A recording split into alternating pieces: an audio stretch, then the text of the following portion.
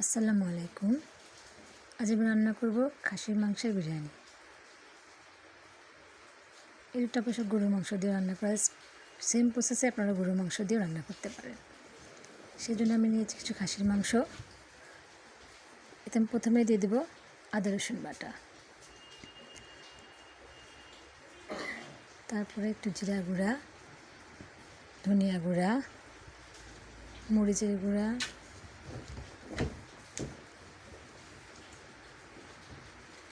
আর দেব বিরিয়ানি মশলা। Packet biryani মশলা ব্যবহার করেছি, প্যাকেটের আমি অর্ধেকটা দিয়ে দেবো। দেবো টক দই, বাদাম বাটা। এগুলো দিয়ে আমি মাংসটাকে ভালো করে একটু মেখে নেব মশলাগুলোর সাথে। তারপর দিচ্ছি আমি স্বাদ মতো লবণটা দিয়ে মাংসটাকে আবার আমি ভালো করে মেখে নিচ্ছি। এরপরে দিয়ে দেবো পরিমাণ মতো তেলটা দিয়ে ভালো করে মেখে এটাকে রেখে দেবো প্রায় 1 ঘন্টা। তার আগে অবশ্য আমি এখানে 4-5টা কাঁচামরিচ দিয়ে দিলাম। এটা এখন রেস্টে থাক। পাতিলে আমি কিছু তেল দিয়ে দিচ্ছি, এর সঙ্গে দিয়ে দিচ্ছি শুকনো গোটা মশলাগুলো, যেমন তেজপাতা, দারচিনি, কালো এলাচ, সাদা এলাচ, এগুলা।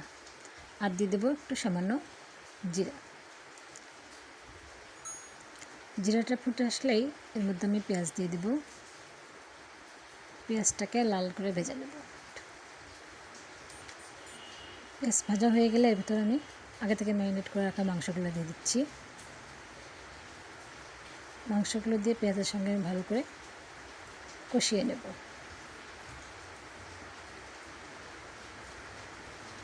দেখুন মাংস থেকে পানি বের হয়েছে।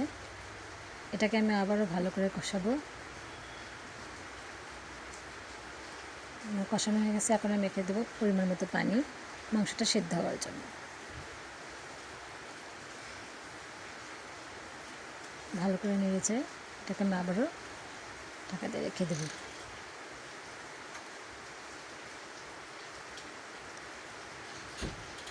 তাই মাংসটাকে ভালো করে কষিয়ে নেব, পানিটাকে সম্পূর্ণ শুকিয়ে নেওয়া পর্যন্ত। অন্যদিকে আমি একটি পাতিলে সামান্য তেল দিয়ে নেব। এখানেও গোটা গরম মশলা দিচ্ছি, আর দেবো সামান্য জিরাটা ফুটে আসলে এখানে পেঁয়াজ দিয়ে এটাকে আবারও একটু লাল করে ভেজে নেব। এ পর্যায়ে দিচ্ছি আমি আদা রসুন বাটা, লবণ।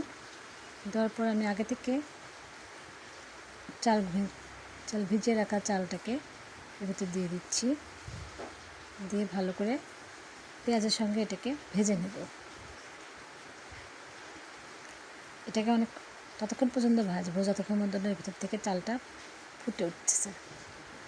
এরপর আমি এখানে দিয়ে দিচ্ছি গরম পানি, ফুটন্ত গরম পানি। পানিটা অবশ্য আপনার চালের পরিমাণ বুঝে দেবেন, যতটুকু পানিতে চাল হবে তার দ্বিগুণ পানি হবে। দিয়ে এটাকে আমি আমার ঢাকা দিয়ে রাখবো। পানিটা যখন এরকম টেনে আসবে, ঠিক এই পর্যায়ে আমি দিয়ে দেবো আগে থেকে সেদ্ধ করে রাখা মাংসটা আমি পুরোটাই দিয়ে দিচ্ছি। দিয়ে চালের সঙ্গে ভালো করে মিশিয়ে উপর থেকে 4-5টি কাঁচামরিচ, একটু ঘি আর একটু কেওড়া জল দিয়ে আবার আমি এটাকে ঢাকা দিয়ে রেখে দেবো।